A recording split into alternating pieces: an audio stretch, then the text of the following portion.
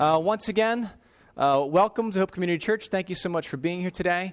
We are doing a sermon series, a message series, whatever you want to call it, that we are calling Unwrapping Christmas. And the whole point of this series is we want to unwrap all the layers of stuff and busyness and all that gets in our way of being able to celebrate Christmas the right way. Okay, so we're presuming that there is a right way and a wrong way to celebrate Christmas, and maybe we're wrong about that, but I believe there is a right way to celebrate Christmas, and there's a lot of things that happen. It's a busy time of year, isn't it? There's a lot of things that can get in our way of being truly able to celebrate and enjoy the Christmas season. Let me focus. Enjoy this season, right? Have you ever made it to the end of Christmas and you felt like, oh, thank goodness it's over? Have you ever felt that way? Be honest, come on. Have you ever felt that way? I mean, those of you, especially if you're parents and you got kids and there's all this stuff that, oh, I'm so thankful that it's over. I mean, that shouldn't be how it is, right? We should be enjoying this season. This is a season to celebrate. And so that's what we're trying to get at. We're unwrapping the layers of stuff that get in our way of being able to celebrate the Christmas season. Now, last week, for those of you who are here, you might remember that we took a look at our fantastic high-tech props here. And we've got this present. And last week we talked about the issue of consumerism. Again, you'll have to take my word for it. That says consumerism. And we looked at how that can get in our way of being able to celebrate this season. You know, our trips to the mall and the shopping and the spending and the going into debt and all that stuff can really, interfere with our ability to enjoy this Christmas season. And so last week I put a challenge out there to you. And we talked a little bit about the different kinds of spending that we do. And we talked about how we can spend for ourselves and we can spend money on others. And when we spend money on others, we can give them things they need, things they want, or we can give them just junk. Do you remember that? We talked about junk, how there's that junk spending, right? And so I challenged you to get rid of the junk spending this year, okay? Don't spend money on junk that somebody's not going to want. And so if you remember last week, we talked about the fact that instead of doing that, you can swap that out. You can substitute the junk spending and actually give money to people who are in need. And if you're going to be generous this season, point your generosity towards people who really could benefit from that generosity. And so we're going to take a look at the next thing, what's under this box, and see if we can get to the next layer and really try to get at the heart of what Christmas is all about. That's what's going to happen as we go through this series. We're going to take a look. And you know what? Before I do that, I got to tell you something, though. All right, I got something to just share with you. And it's been a crazy time at the Schaefer household, hasn't it? Recently, I mean, we've had just a bunch of stuff going on. It all started the Friday before Thanksgiving. That's when our oldest daughter, Lily, got sick. Okay, it happens. She's 3 years old. She's at preschool. Kids get sick, and that's what happens. So she started feeling sick, and so, okay, let's see if this, what's going to happen. How bad is it going to be? Is there going to be, like vomit to clean up? Ugh. Or is it just going to be a cough and a cold or all that? And so it was just a cough and a cold and a fever, and so, okay, we'll ride this through. And then our youngest got sick. Well, that's what happens, right? They don't like to share, but when it comes to germs, they share, right?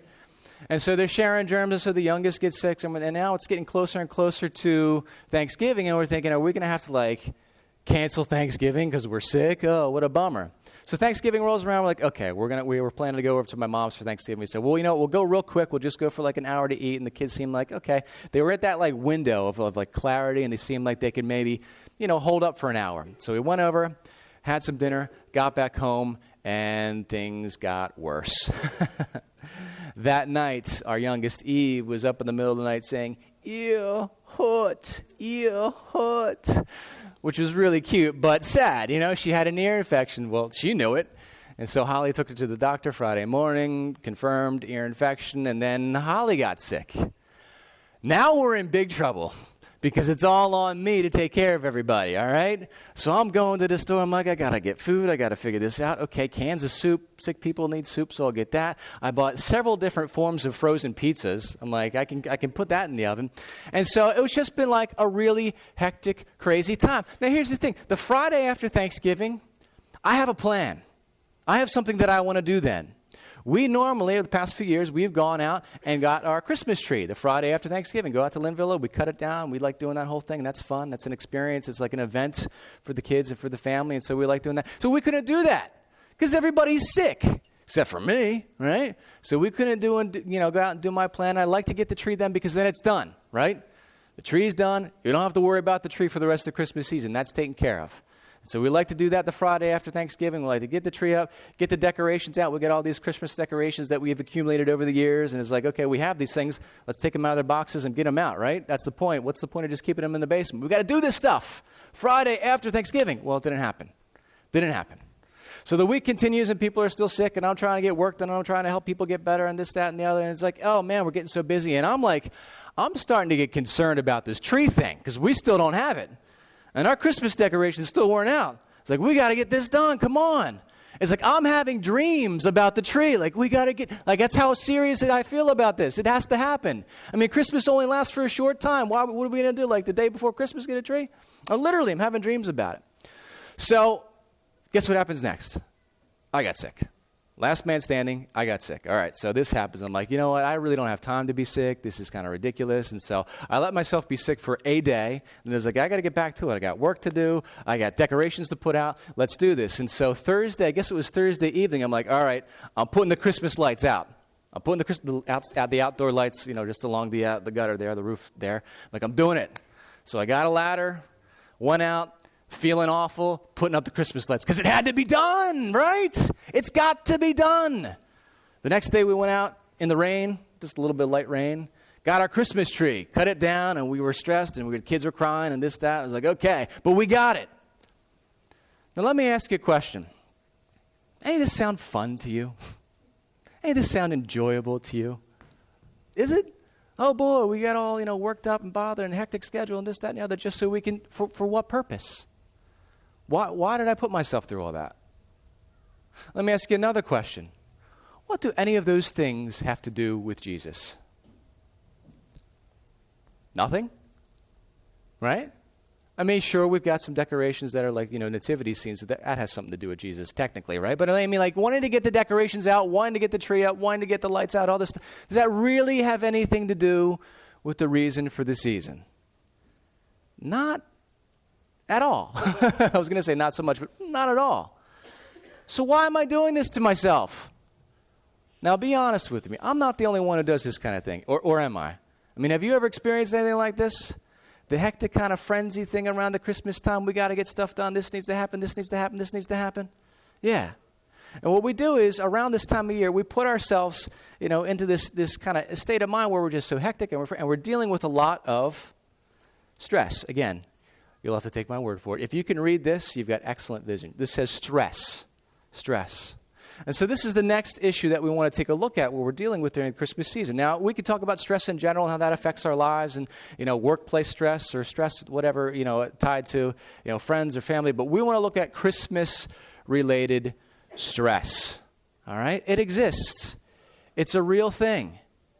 There's these songs and Christmas carols, and it's the most wonderful time of the year. Is it? Or is it the most stressful time of the year? No wonder when we make it to December 26th and we say, ah. Or maybe it's when the kids get back in school and we say, ah, finally. Whew, we survived Christmas again.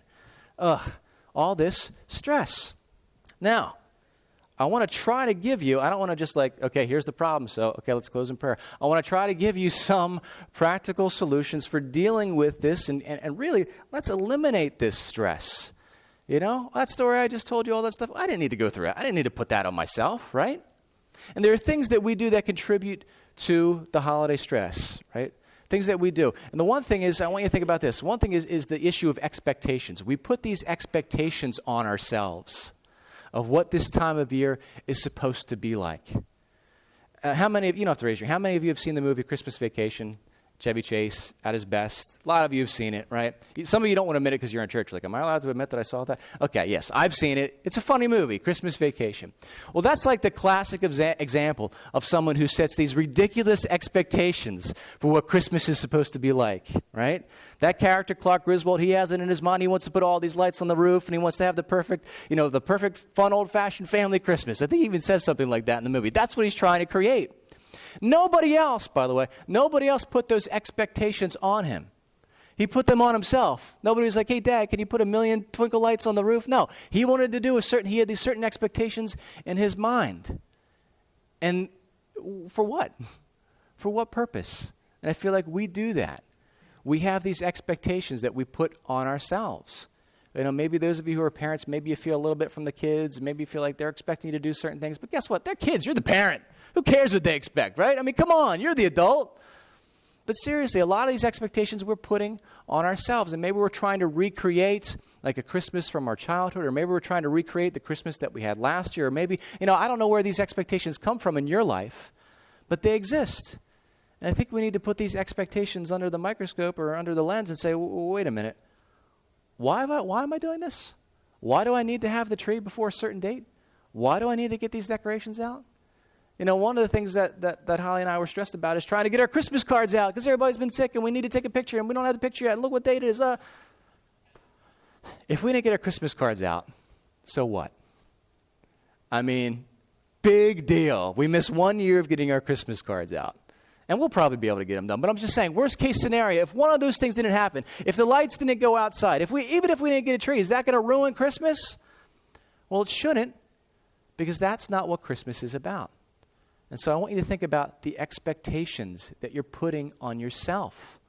And if you feel like people outside, like if somebody's putting expectations on you, you're supposed to have your house clean, you're supposed to have these parties, you're supposed to have these days. If you feel like there's expectations coming externally, well, you need to just push back on those. Just shut those down politely if you can. But really, I think the main issue is we just put these expectations on ourselves. Why? Why are we stressing ourselves out? Why are we doing this? Is that really enjoyable? So what if you have the tree and the decorations and the stuff and, the car goes out? So what if you're not enjoying this season? This is supposed to be a time to celebrate. I want you to take a look at the passage in your bulletin that Joyce read for us. Did I get the address wrong on this? I got this wrong? Oh, this was last week's address? Oh, sorry. So it's Luke 10, is it? Yeah, Luke 10. Apologize for that mistake in your bulletin. Luke 10, 38 through 42. And those of you who are in the women's Bible study, you've been looking at this passage. You're doing this, this series, having a Mary, Heart, and a Martha world, which is really based on this passage. And what's happening here, we've looked at this passage before at church, and we'll look at it again. What's happening here in this passage is that Jesus is teaching in the home of a group of siblings. Lazarus was the brother, and then Mary and Martha were the sisters. And so he's there, and Martha is playing host. Somebody's got to, clean up after people and provide the drinks or the cookies or the snacks. I don't know that they had cookies, whatever. Somebody's playing host and making sure everything's just right, and it's falling on Martha to do this. Meanwhile, what's Mary doing? She ain't doing nothing. She's sitting around. She was sitting at the feet of Jesus, just listening to what he had to say, just being present. Just, dare I say, enjoying being in the presence of Jesus. No worries, no stress, just being present with Jesus, listening and receiving from him. And Martha's doing all the work, and she was distracted by these preparations. And she finally, verse 40, she came to Jesus, and she asked him. Now, this was an issue for Martha. It was bothering Martha. It was bothering her so much, she was going to take this issue to Jesus, okay, and kind of tattle on her sister to Jesus. She says, Lord, don't you care that my sister has left me to do all the work by myself? Tell her to help me. I get the impression that maybe Mary and Martha were younger than we sometimes think. Maybe they were a little bit younger. Because that sounds like, interaction between maybe, teenagers or young adults, doesn't it? Like, oh, tell her to help me. Do you get that? Is that just me that gets that vibe? I don't know. Could be wrong about that. Tell her to help me. Tell her to help me. And so, now Martha's going to Jesus saying, Jesus, you've got to make this situation right because this is wrong. I've taken on the burden. I'm the one doing all the work. I'm the one carrying all the weight here. I'm the one who's stressed out, making all the preparations. My sister's doing nothing. Can you solve this for me, Lord? Can you make this situation right? Can you tell Mary, get up off your feet and, help out with your sister. Go help in the kitchen or whatever it is. But Jesus doesn't do what Martha's expecting. He says, verse 41, Martha, Martha, you are worried and upset, stressed out about many things, but few things are needed, or indeed only one. I love that. Few things are needed, indeed only one. Mary has chosen what it was better, and it will not be taken from her. Now imagine being Martha and hearing those words from Jesus. Like, oh, not only did I not get what I want, I just got shut down. And my eyes were just open to what's really going on here. And he was telling her, Martha, you're worried about all these things. You're stressed out. You're making these preparations. You're thinking about the stuff that's going on. And there are a lot of things that you're trying to manage. But you don't need to worry about those things. So what if not everything gets cleaned up? So what if, not everybody has their water refilled? So what if, not everybody's taken care of right now? And, leave those things aside. You're worried about all these different things. You only need to concern yourself with a few things right now, or indeed, only one.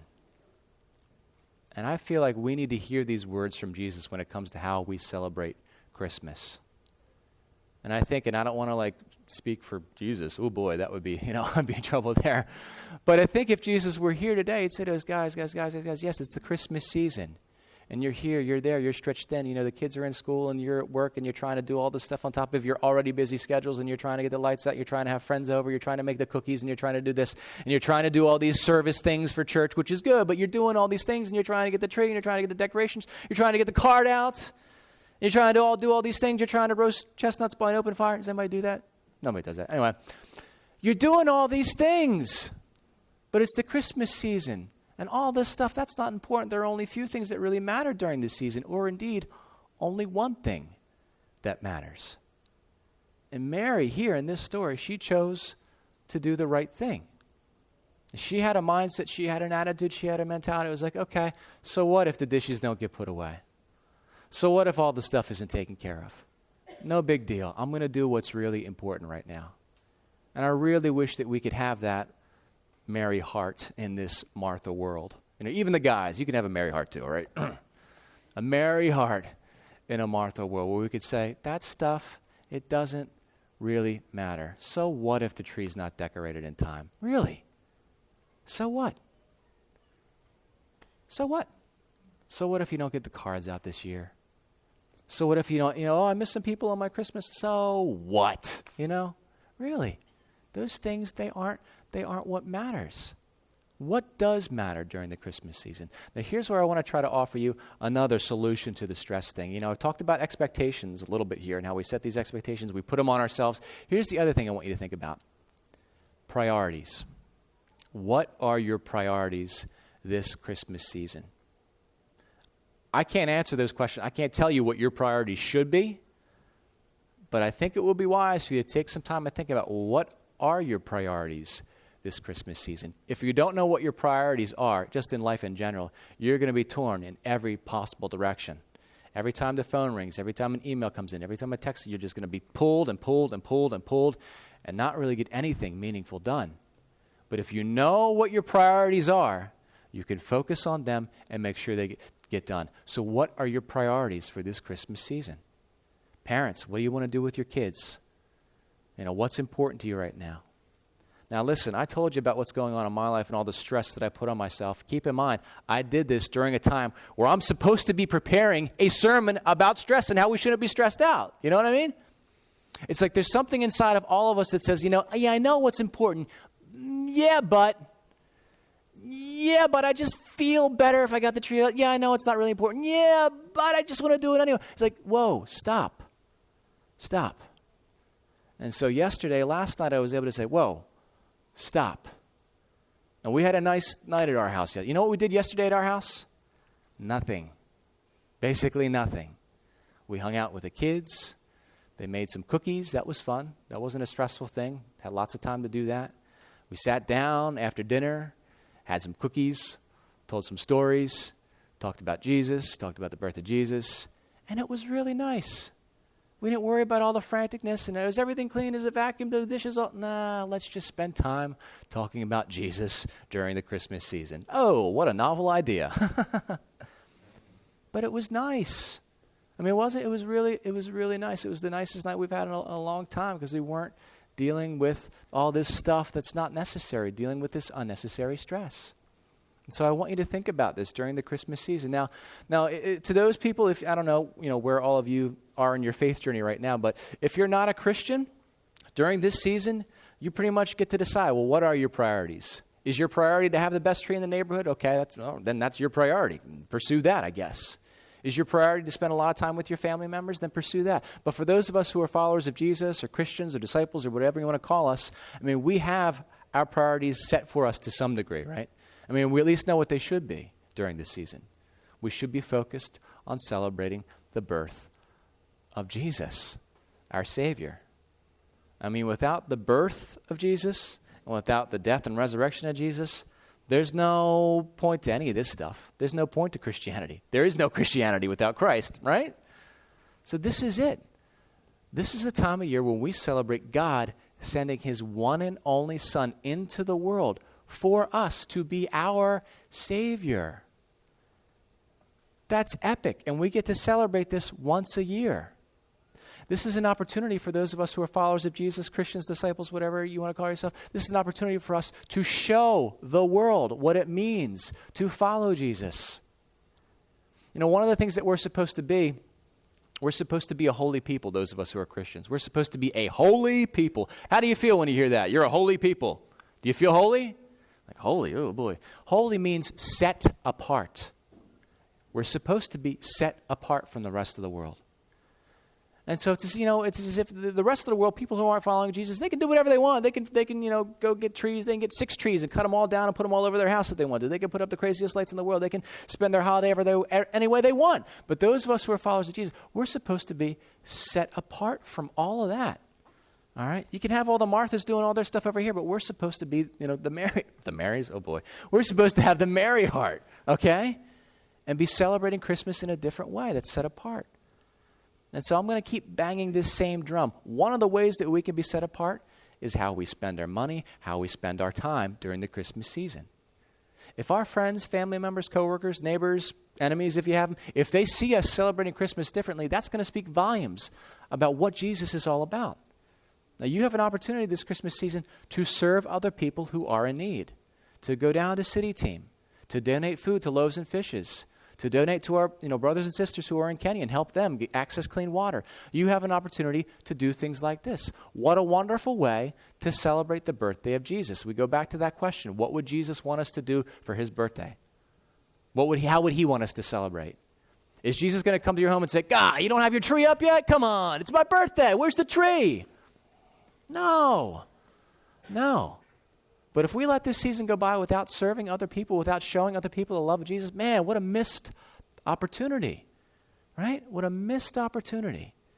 And so those of us who believe in Jesus and that he was sent here by God and that he is the Savior and that he gave up his life for us and we've received salvation in him, those of us who believe these things, we ought to use this season to reflect those beliefs. Serve other people who are in need. Now, when I say that, and I mentioned this last week, my fear is that you're going to add that to your already busy schedules. No, don't add it.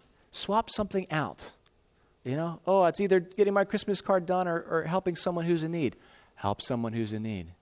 It's either getting the lights out or going shopping and buying food for Loaves and Fishes. Get food for Loaves and Fishes, right? Do things that really matter during this Christmas season. That's what we need to be about.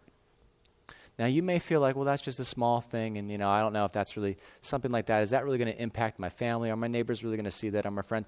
The answer is yes. People notice these things. And when they notice that we as Christians, we celebrate Christmas differently, they take notice. This is the kind of stuff that eventually changes people's minds about who God is, what he's about, what he cares about. This is the kind of stuff, just serving others, that really helps communicate the love of Jesus. Y'all can come in here and listen to me talk about it. Okay, that's fine. But we need to see that love in action. So this Christmas season, let's do just that. Let's put the love of Jesus in action. Let's let our neighbors, our family members, let's let our community see what it looks like to be a follower of Jesus.